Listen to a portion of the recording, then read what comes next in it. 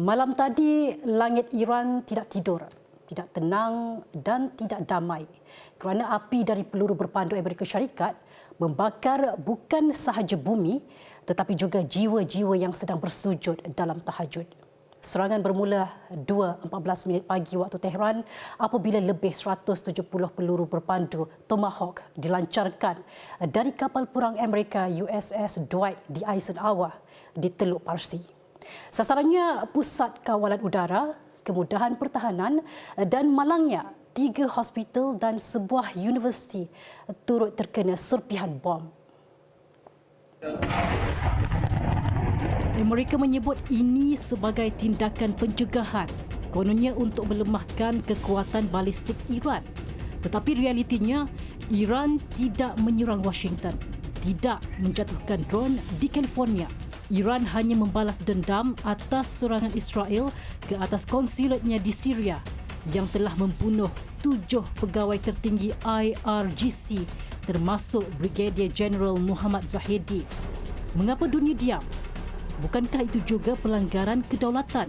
Dalam tempoh 24 jam pertama, lebih 1,200 rakyat Iran dipercayai cedera dan sekurang-kurangnya 311 terbunuh.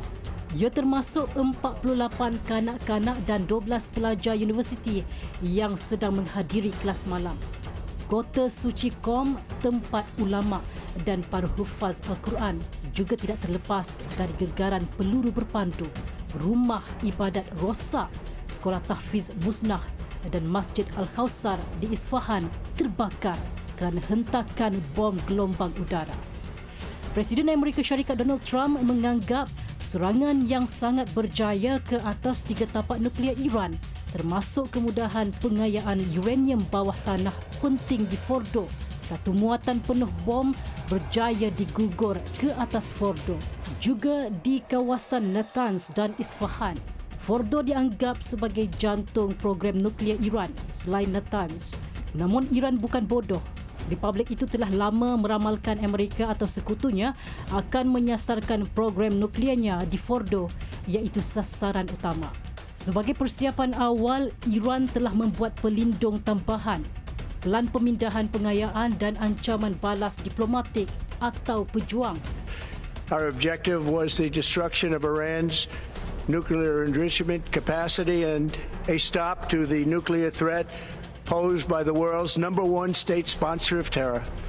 Tonight I can report to the world that the strikes were a spectacular military success. Iran's key nuclear enrichment facilities have been completely and totally obliterated. Tetapi benarkah tapak nuklear Iran hancur lebur?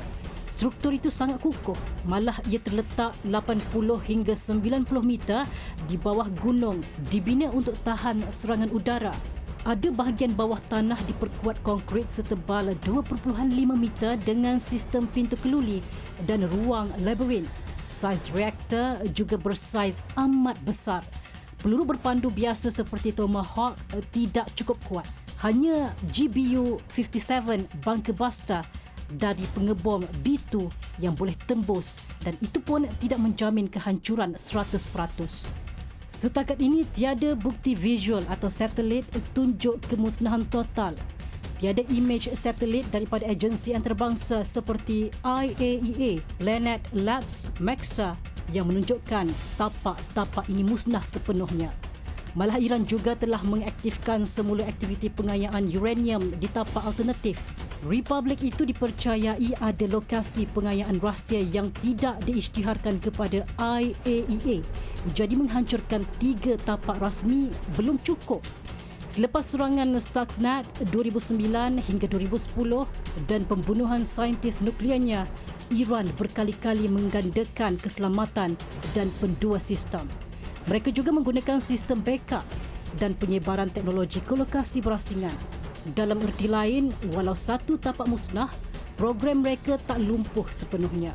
Temu bual yang disiarkan berlaku pun sebelum Iran diserang Amerika. لحظات اولیه‌ای که این حمله ناجوانمردانه به کشورمون انجام شد متاسفانه جمعی کسی از هموطنان ما حدود 60-70 نفر به این بیمارستان ارجاع پیدا کردند دو تن از پرسنل عزیزمون در منزلشون مورد اصابت قرار گرفته بودن که متاسفانه یکی از این عزیزان به فیض شهادت نائل آمدن و یکی از عزیزان که زخمی شده بودن بعد از درمان‌های سرپایی مرخص شد. Iran tidak selembik yang disangka. Peluru berpandu Khaybar mengetuk pintu Zionis. Peluru berpandu Khaybar dilepaskan ke arah Israel buat kali pertama.